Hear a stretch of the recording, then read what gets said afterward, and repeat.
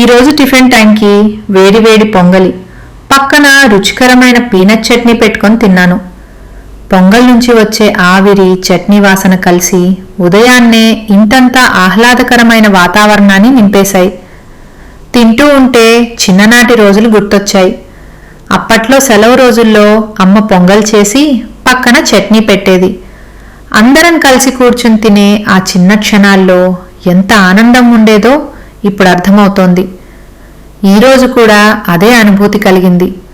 సాధారణమైన టిఫిన్ అయినా మనసుకు మాత్రం ఎంతో తృప్తినిచ్చింది.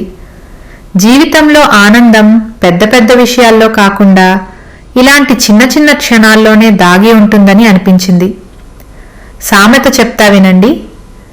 సాదాసీదా భోజనమైనా సంతోషంగా తింటే అమృతం లాంటిదే.